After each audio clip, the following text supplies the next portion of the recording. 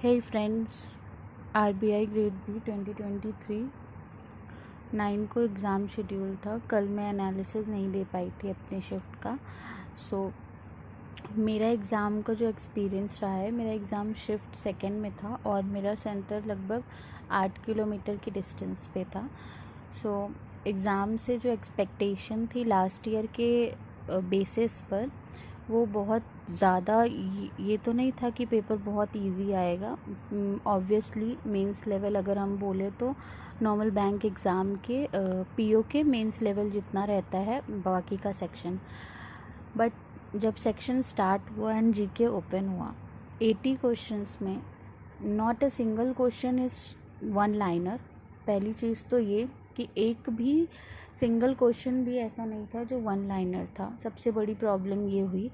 उसके बाद जो क्वेश्चन थे, एक भी क्वेश्चन इनमें माई शिफ्ट कोई भी क्वेश्चन ऐसा नहीं था जो स्कीम बेस्ड हो या फिर करंट न्यूज़ पे बेस्ड हो, स्पोर्ट्स बेस्ड हो, बुक पे बेस्ड हो। ऐसा कोई भी क्वेश्चन नहीं था। जो भी सोर्सेज पढ़े थे मैंने, वो सारे बेकार हो गए। और एग्ज़ाम देने के टाइम पे मुझे ऐसा तो बिल्कुल भी नहीं लग रहा था कि सिर्फ मेरे साथ ऐसा हो रहा है, क्योंकि लास्ट ईयर का भी पेपर मैंने दिया है। तो लास्ट ईयर का पेपर और इस ईयर का पेपर अगर कंपेयर करें तो ज़मीन आसमान का फ़र्क है। लास्ट ईयर पेपर में बहुत सारे क्वेश्चन कह सकते हैं 80% जो क्वेश्चंस थे वो वन लाइनर्स थे, या फिर जो नॉर्मल भी पढ़ा हुआ है वो कर लेता। बट ये था मेमोराइजेशन का था कि मेमोराइज़ किसको कितना हो सकता था। बट इस बार क्या था, ऐसा लग रहा था कि पेपर यूपीएससी के लिए सेट कर दिया है। वो यूपीएससी वाला लग रहा था। पूरे 4 ऑप्शंस, बड़े बड़े स्टेटमेंट, उस तरह का था। और उसमें भी सबसे बड़ा प्रॉब्लम ये कि पूरा का पूरा जो जीए का सेक्शन था वो फाइनेंस बेस्ड था। जो भी क्वेश्चन पूछे थे ऑलमोस्ट सारे क्वेश्चन फाइनेंस बेस्ड थे। और फाइनेंस में वैसे भी एक प्रॉब्लम होती है कि डिजिट्स याद नहीं होती या कन्फ्यूज़न, और उसके बाद इतना ज़्यादा डेप्थ में जाके फाइनेंस को पढ़ना समझना, वो तो नेक्स्ट लेवल हो गया। तो जिन लोगों ने भी बहुत अच्छे अटेम्प्ट्स किए हैं या जो भी कॉन्फिडेंस है जीके के लिए, तो हैट्स ऑफ। वो यूपीएससी वाले एस्पिरेंट्स होंगे जिन्होंने बहुत अच्छा जीके में किया होगा।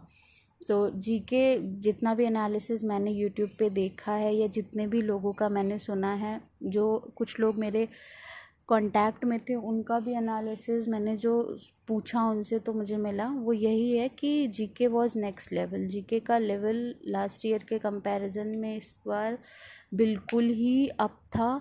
और एक्सपेक्टेड तो बिल्कुल भी नहीं था। हम ये बिल्कुल भी नहीं बोल सकते हैं, जिनको भी 2024 के लिए प्रिपेयर करना है, बिल्कुल भी कोई एक पर्टिकुलर सोर्स या कोई एक पर्टिकुलर ऐसा चैनल जो एग्जैक्ट वही चीज़ आपको प्रोवाइड करे, नॉट पॉसिबल। लास्ट ईयर के बेसिस पे ही टीचर्स आपको पढ़ा सकते हैं, बट नेक्स्ट ईयर क्या आने वाला है वो कोई भी एक्सपेक्ट नहीं कर सकता है। तो इन माय ओपिनियन, जो भी 2024 के लिए प्रिपेयर करने वाले हैं या जिन्होंने भी 2023 दिया है, वो खुद ये चीज़ रियलाइज़ कर रहे होंगे कि करंट को हमें एक डिफरेंट अप्रोच से पढ़ने की ज़रूरत है, क्योंकि हम एक रेगुलेटरी बॉडी की प्रिपरेशन कर रहे हैं। तो उसके लिए हमको ये बहुत ध्यान देने की ज़रूरत है कि उसमें आरबीआई के जो सर्कुलेशंस हैं और आरबीआई रिलेटेड जो भी फैक्ट्स हैं, फिगर्स हैं, उन पे हमको बहुत फोकस करना है। सेकेंडली, फाइनेंस रिलेटेड न्यूज़, क्योंकि आरबीआई पूरी तरीके से हमारी इकोनॉमी को मैनेज करता है। तो इकोनॉमिक टर्म्स में जो भी आरबीआई के वर्क्स होते हैं या आरबीआई जहाँ पे भी इन्वॉल्व है, उन सब जगहों पर ज़्यादा फोकस करना है। ओवरऑल जो मेरा एक्सपीरियंस रहा है फॉर जीके, आप कहीं से भी पढ़ लो, कितना भी पढ़ लो, कोई भी सोर्स फॉलो कर लो, कोई वर्थ नहीं है। कितना भी पीआईबी, स्कीम, बजट और सर्वे, सब कुछ, मतलब जो पूरा रट के गए थे बच्चे, और क्वेश्चन एक भी नहीं आया है। तो मतलब लिटरली एक क्वेश्चन आया था जो ऐसा था कि चलो कुछ तो आया है। वो प्रेसिडेंट को कौन सा अवार्ड मिला था, वो सूरीनाम वाला, बस वो एक क्वेश्चन ऐसा था जो लग रहा था कि हाँ डायरेक्ट आ गया है। अदरवाइज़ मुझे तो एक भी क्वेश्चन ऐसा डायरेक्ट समझ ही नहीं आ रहा था। और फिर भी किसी तरीके से 24 क्वेश्चन अटैम्प्ट किए, बट श्योरिटी मुझे नहीं है 24 क्वेश्चन में ऑनेस्टली स्पीकिंग कितने मिलेंगे मुझे वो भी नहीं पता है। नेक्स्ट अगर इंग्लिश की बात करें तो इंग्लिश का पेपर सही रहता है, डूएबल रहता है, और 20 क्वेश्चन मैंने अटेम्प्ट किए और कर सकते थे, बट मेरे साथ इशू ये है कि आरसी अटेम्प्ट करने में मुझे डाउट रहता है और गलत हो जाते हैं, तो मैंने वो अवॉइड किया है। देन क्वांट की बात कर ले तो मैंने 11 क्वेश्चन अटेम्प्ट किए हैं और मैं श्योर हूँ कि मेरे क्वेश्चन सही होंगे। रीज़न इज़ बीइंग कि मैंने जो भी क्वेश्चन चूज़ किए थे वो बहुत वाइजली इस बार चूज़ किए थे। मेंस, इसके पहले जो भी मेंस हुए हैं उनमें जो भी मेरी मिस्टेक्स थी उन सब चीज़ों को एक तरफ करके, और जो भी मैंने अपने मॉक्स वगैरह से सीखा था उससे मुझे यही रियलाइज़ हुआ था कि कौन से क्वेश्चन नहीं करने हैं, वो बहुत फोकस करना है। तो उस चीज़ का ध्यान में रख के 11 अटेम्प्ट किए। बहुत ज़्यादा अच्छे अटेम्प्ट नहीं हैं, बट जिन लोगों ने भी आरबीआई दिया है इस बार का उन्हें पता है कि लेवल क्या था, तो for that it is good. और देन रीजनिंग की बात कर लेते हैं, तो रीजनिंग में क्वेश्चन लेंदी काफ़ी थे। ऐसा नहीं था कि बहुत क्वेश्चन डूएबल नहीं थे, बहुत हार्ड था। कुछ क्वेश्चंस थे जो डूएबल थे, बस हमें उसमें 60 क्वेश्चन में फाइंड आउट करना कि कौन से क्वेश्चन डूएबल हैं, कौन से डूएबल नहीं हैं, वो एक बहुत बड़ा टास्क हो जाता है। एंड सेकेंडली जो भी क्वेश्चन आए थे वो बहुत ऐसे थे, टाइम कंज्यूमिंग थे।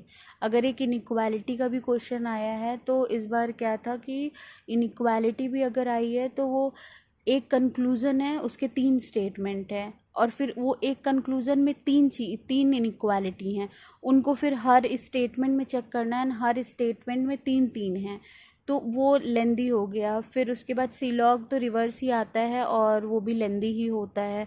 फिर उसके बाद इनपुट आउटपुट का क्वेश्चन था मेरी शिफ्ट में, वो मैंने अटेम्प्ट किया था, वो डूएबल था। इस बार मैंने लॉजिकल रीजनिंग नहीं किया अटेम्प्ट, क्योंकि लॉजिकल रीजनिंग एक तो टाइम जाता ही जाता है उतना बड़ा स्टेटमेंट पढ़ने में, और दूसरी चीज़ श्योरिटी नहीं रहती है। और लास्ट ईयर कह रही हूँ, अगर मेरे लास्ट अटेम्प्ट तो IBPS PO में मैंने ये मिस्टेक की थी कि मैंने लॉजिकल रीजनिंग अटेम्प्ट कर लिए थे, जो कि मुझे निगेटिव कर दिया था, तो इस वजह से मैंने नहीं किए।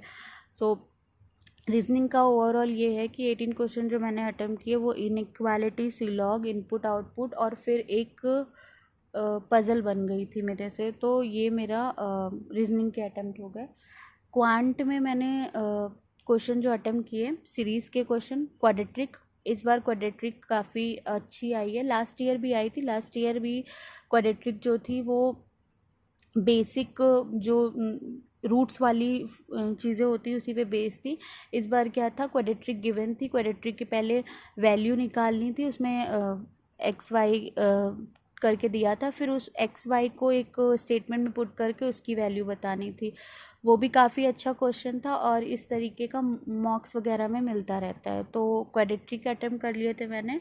फिर सीरीज़ के क्वेश्चन थे, 2-3 सीरीज़ ही, सीरीज़ काफ़ी इजी थी, सिर्फ डिफरेंस बेस्ड थी। बस वहाँ पे क्या था कि उस अननोन वैल्यू को निकाल के देन उसको स्टेटमेंट में रख के फिर उसको 3 स्टेटमेंट में चेक करना, वो थोड़ा टाइम कंज्यूमिंग था और पहली बार देखने में वो थोड़ा सा लग रहा था कि कुछ बहुत अजीब सी चीज़ आ गई है। सो वहाँ से मैंने वो अटेम्प्ट कर लिया था और लकीली एक DI मैंने उठाई थी जो कि पाई बेस्ड थी और वो मेरी हो गई थी। मैंने पहले वाइजली चेक किया कौन सी DI मेरे से हो जाएगी आसानी से, कौन सी नहीं। इसके पहले एक और DI थी, मैंने उठाई थी वो, उसमें CP MP discount percent given था और लॉस गिवन था आई गेस, और ईजी लग रही थी, बट उसको जब करना शुरू किया तो उसके स्टेटमेंट बहुत, उसके जो क्वेश्चन के स्टेटमेंट थे वो काफ़ी बड़े बड़े थे, तो मुझे लगा काफ़ी टाइम कंज्यूम हो जाएगा, तो मैंने उसको छोड़ दिया। फिर जैसे ही थोड़ा आगे जाके मैंने देखा तो पाई वाली DI थी, वो मुझे लगा वो आसानी से हो जाएगी। तो इस तरीके से मैंने क्वांट में 11 क्वेश्चन अटेम्प्ट किए। और इंग्लिश में तो डबल फिलर, सिंगल फिलर और एरर डिटेक्शन था। एरर के वही 4 ऑप्शन में से कौन सा गलत है कौन सा सही है। इसके अलावा इंग्लिश में फ्रेज़ थे 1-2, तो इस तरह के इंग्लिश के क्वेश्चन मैंने अटेम्प्ट किए। और ये रहा ओवरऑल मेरा एनालिसिस जो मैंने अटेम्प्ट किया। और अगर शिफ्ट वाइज देखें तो आई गेस 3 शिफ्ट हुई थी। पहली शिफ्ट में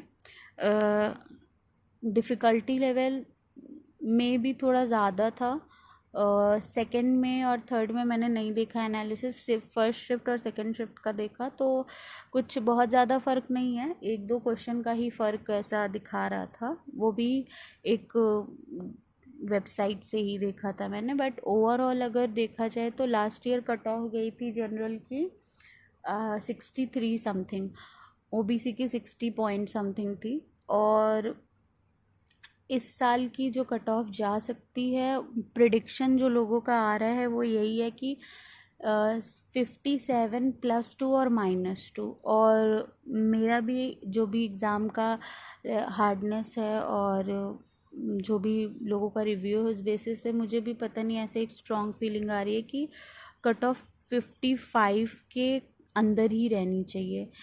लेट्स सी क्या होता है क्या नहीं, बट पूरी तरीके से तो ऐसा नहीं बोल सकते कि होगा या नहीं होगा, हाँ, बट एक थोड़ी सी होप है, और मे बी अगर हो गया तो शिफ्ट फिर फ़ेज़ 2 के लिए बहुत ज़्यादा टाइम नहीं बचेगा, क्योंकि 29 को ही फ़ेज़ 2 है।